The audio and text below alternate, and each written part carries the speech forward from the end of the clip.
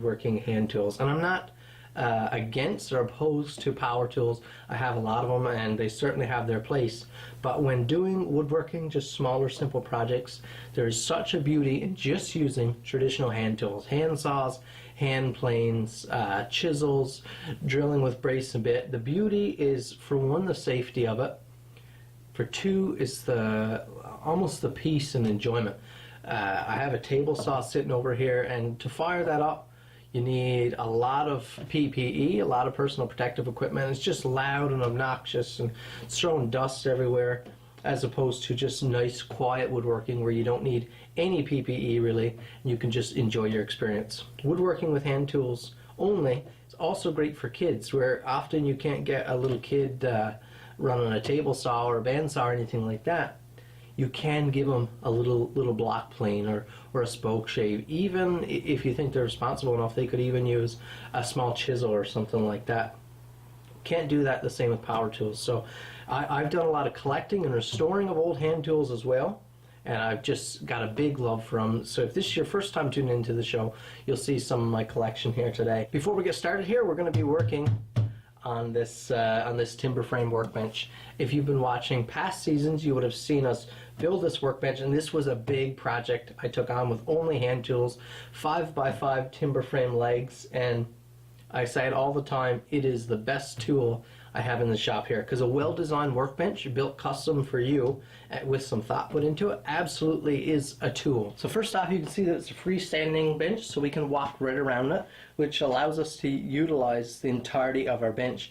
Also works awesome in this configuration for like I have my table saw built on a stand to be the exact height of the bench, so I can get full sheets of material up on here and roll off. I'm betting most of you can't do that with your like 2x4 bench against the wall, which is like kind of like a Newfoundland classic, a Newfoundland tradition. A freestanding bench like this, you can really utilize your bench for a lot of different things. Also, having it built to the exact height you want for working, for using a hand plane. So someone maybe 6+ feet tall, this bench would be a little bit short. They'd be a little bit crouched working out. Their hands would be a little bit low. I can stand up here and my hands just comfortably rest here. I can stand up straight and draw or work leather or whatever. But yeah, a beautiful bench like this with a good woodworking vise here as well. Man, it is so handy for all of your projects. So enough of me blabbering on about everything besides the project. What we're going to be making today is a small wooden box, a sliding top box. And I find a little box like this is so useful for so many things.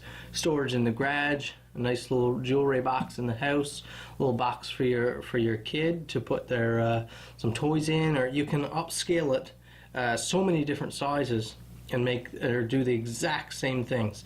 A couple things to note: we won't be using any metal fasteners, screws, nails, anything like that. So just all wooden joinery, just very simple joinery. Some wood glue is what we're putting together, and a very minimal amount of materials here. I'll just talk you through the design right quick. So before we look at the pattern, I'll give you a little bit of context here. I just finished up this beautiful custom bushcraft knife. This is like an all-around woods hunting, camping type knife, and I just think it's beautiful. Hand-stitched leather sheath. Let's give you a look at the actual knife here. See, we have a mirror polished blade, saber grind. So this was a custom order from in on the east coast of Newfoundland. Very happy to have gotten this order. I used a beautiful dark dyed curly maple handle, stabilized wood, solid brass pins. This is a beautiful, beautiful knife. It's not sharpened yet, so that's why I'm handling it a little more loosely. But I just finished up this knife, and it was a wife ordering it for her husband for their anniversary. I don't recall what number anniversary. Maybe she told me, maybe she didn't, but she wanted to order the knife, but she was also wondering if I could make a custom wooden box. She wanted to give it to him in like a nice little wooden box. So that is the idea behind the box we're making here today. It's just so it helps get your mind in the game, because you can see once we look at the paper there, the dimensions are quite small. Okay, so here are the few main dimensions. We're going to have an inside width of 3 inches and an inside length of 11.5 inches. So our bottom here, this is our bottom, it's going to be made of pine. It's going to be rabbited all the way around for wood sides and ends to fit down in that. Since we're not using metal fasteners, we don't just want a one surface glue contact. If we can have a rabbet like this here, then that wood can glue on the bottom surface and on the side surface there. So we'll show you how to do that a little later.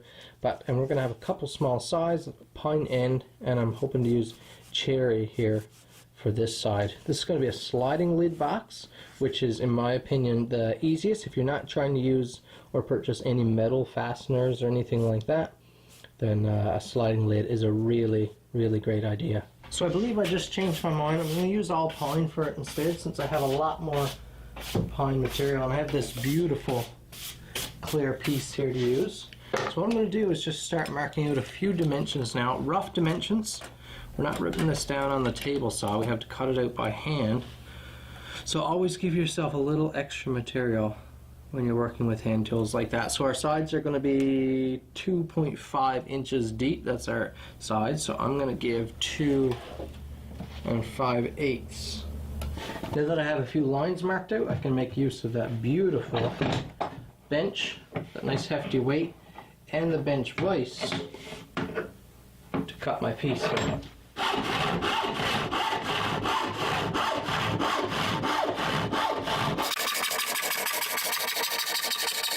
So this piece of material right here is what will make the two sides of the box.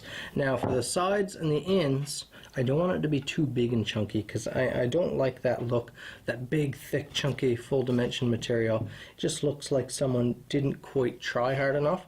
So I'm going to mill this down. Now if you have a thickness planer, which I do have access to, you could run this through. I'm going to take this down with a hand plane today, which is going to be a bit more work, or a bit more labor intensive, I should say.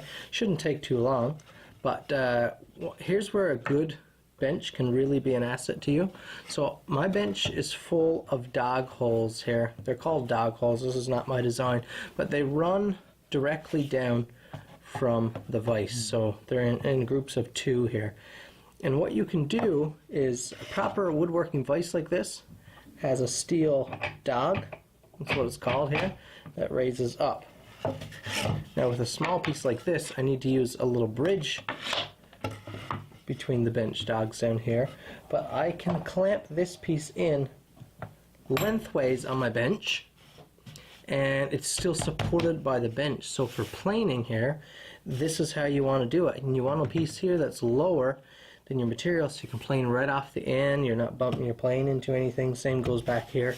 Just a beautiful system to be able to do that with a bench like that. Now I need to plane this 3/4 material. This is just standard 3/4 pine down to a 1/2 inch. So I need to take a full 1/4 inch of material off of that. Now I want to show you a little cool tool here. This is a Veritas marking wheel gauge. So Veritas is a brand. It's called a marking wheel gauge. You can get a lot of different variations of these, but this is an exquisite one. This is just beautiful. Brass, steel, got a beautiful full round cutting blade there. What you have is a cutter on the end here. You have a steel rod that has all little markings up to 6 inches. It can go a little bit longer than that, but 6 inches is what it's rated for. And then this piece here slides back and forth on this rod. I've gotten it tightened down there now to a 1/2 inch measurement. But once you have it set, you plant this face up against your board like this. You want to sink that blade down into the wood, and then you can slide along and make your mark. I'm not sure if you can see that there on the camera. Yeah, you can right there. So we have a perfect 1/2 inch measurement, and it's only blade thickness, so you can really get accurate with this. So it can especially come in handy when you're doing something like doing a lot of wooden joinery or something, and you just want to uniformly mark everything. Then it becomes quite easy to do, quite fast. Just beautiful. What an awesome tool. Works nice for wooden joinery, or if you're doing like mortise and tenon, you can set this in to the depth of your bottomed mortise, and then you pull it out and you have the exact measurement for your tenon to mark around. So how cool is that? Really awesome product I got from leevalley.com if you want to check it out for yourself. So it might take a few passes to get this set up right. gonna set my blade nice and deep. Looks like I'm going against the grain right there, but let me back off my blade a little bit.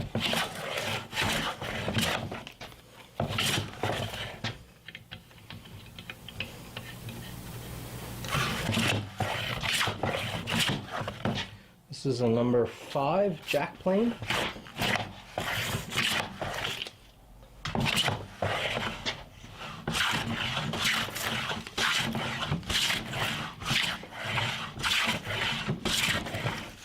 You can see the size of the chips it's taken off there.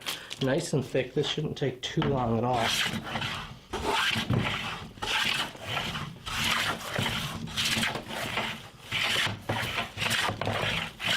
I'm going to take a bag here and clean up some of those nice big clean shavings, because I have an idea. I'm thinking they might be nice. Not all the little bits of sawdust and stuff, but those nice big shavings might be a nice bid to lay that knife down into in the box. I think that might look pretty. If it does look poor when we give it a try, we can just throw them out, no big deal. These are also beautiful for lighting the fire, as some of you guys can imagine. Some of you guys that have wood heat in your homes, these paper thin dry pine shavings, man, they burn like crazy. Okay, now here's the box that I've trimmed to exact dimensions here now, length and width, and now the bottom is going to get the rabbet all the way around. Our end pieces here will go down into the rabbet and be the full width. So this will drop down a full 1/2 inch right into there. And then our sides will go down into the rabbet and be kept by the end pieces as well. You can put little dowels in there if you want, but I don't think we're going to. So this is what we're going to do. We've got to cut that rabbet. Now you can do this a few ways. If you have lots of power tools, you could, well, if you have a dado blade on the table saw, you could easily just trim that out in one shot, set up for a 1/2 inch dado, and way to go. If you just have a normal table saw blade, you could just run that first cut and chisel out the outside piece. Would be very easy, or just do multiple cuts on the table saw until you got into a 1/2 inch. That would be easy to do as well, because the table saw blade takes a 1/2 inch or 1/8 of an inch at a time, no problem. We're going to stick with the hand tools, and if you only have hand tools, you could do it with just a chisel. I've done it like that before. Utility knife, just score as deep as you can, and then remove that with the chisel, and keep going and keep going. I'm going to use, I have a record here. This is a record number 778. This is a combination type plane, so it does a few different things, but the main thing it does is cut dados, as we're about to do, or rabbits, sorry. Some people call it a rebate plane. A rebate plane, I believe, is in the UK, and we would call it a rabbit plane here, because this plane was made in England. This is a vintage, a beautiful plane. The Newfoundland Hobbyist is sponsored by paulsfinest.com, Noble's Timber Mart, with locations in Springdale and Bayvert, wildmedkits.ca, Robinson's General Store, located in Middle Arm, and ABS Busing, also located in Middle Arm, Newfoundland. So like I said, we need to cut a 1/2 inch by a 1/2 inch deep. So a 1/2 inch like cube of material here. You can see I have that line scored. What this plane allows you to do is set for that 1/2 inch deep, 1/2 inch depth, lateral depth, and then we have a cross grain cutter here, which is a beautiful thing, and then our normal plane blade, which you can see in through there. So that cross grain cutter, what happens is if you were to cut a cross grain like this, without that, it wouldn't be able to cut the surface here, so it would just be prying those fibers up out of there. With the cross grain blade, I can back draw like this to start, and you can see it's cut a nice deep trench there. Just going to give it a couple back draws. Now when I make that forward push,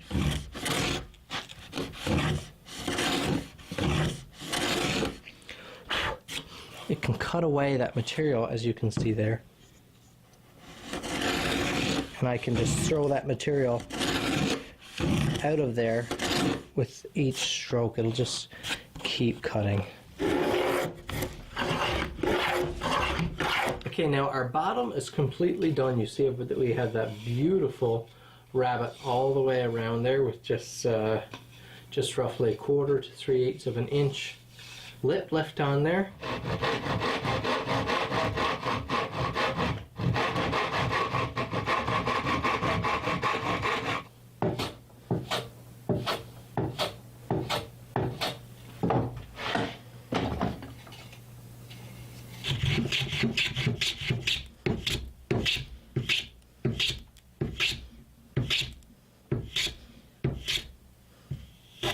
I've scribed 2 lines here.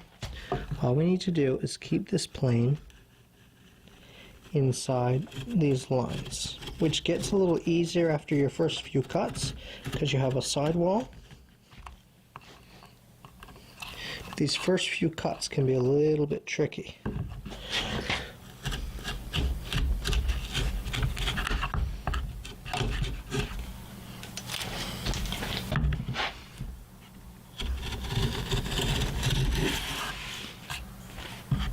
Interesting about this plane versus other types of planes is that with each cut you've bottomed out your plane, so you need to adjust your blade out a little bit farther. So there's a lot of adjusting with this type of plane. Now is glue up time, and I can't say that I've ever found a real good glue up routine. It's always just a mess and me in a panic trying to get everything together and square before the glue starts sticking, or wonder if I have too much glue in there or not enough. Now, through a bit of movie magic, you guys get to come back the next day and see it all glued up, which I had to sit here and wait for the glue to dry.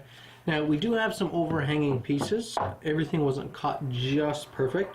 So what we can do now is clamp it in our woodworking vise here.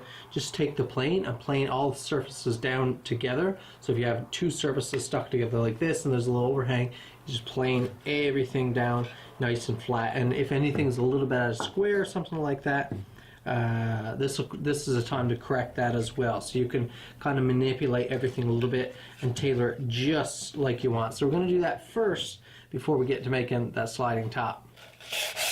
Now, after planing everything down flush, I am going to sand mine with some 180 grit paper. If I had a good set of card scrapers, perhaps I wouldn't, but I don't have a good set of card scrapers, and I want this to be a real nice smooth finish. Don't want any plane marks or anything like that, so the box is starting to look a lot better at this point. Now, I'm real happy with how this is turning out so far. We have a nice smooth clean bottom. You see, you don't see anything there. Everything's all beautifully flush now all the way around. Super solid. We made sure to clean it up nice inside before we glued it together, so that's looking beautiful there. Now it's time for our top.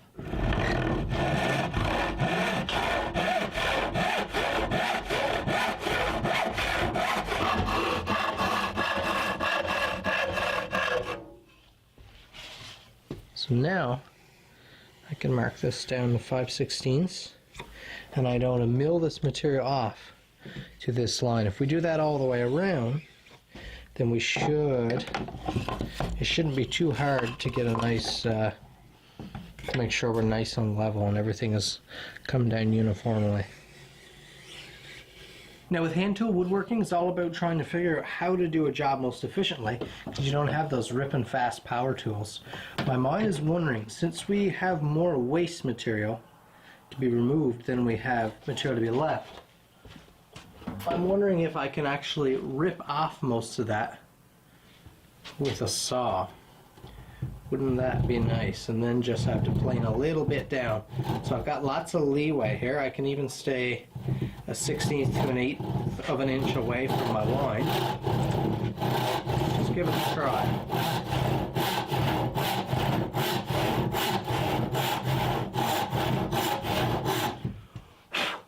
got to have a perfectly, because this is a fairly long cut, so we need to make sure we're perfectly straight.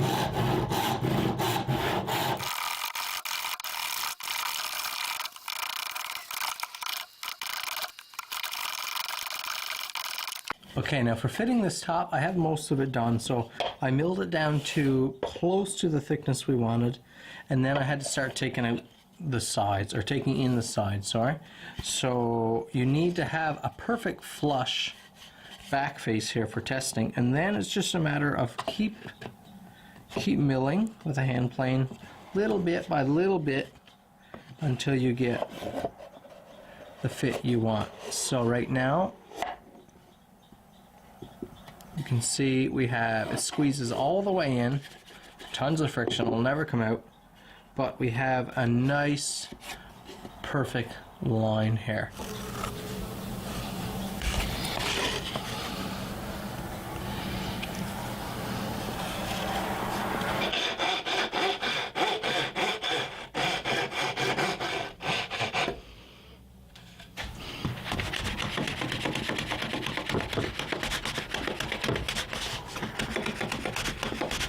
And now all our cutting, fitting, designing, and cobbling up is done.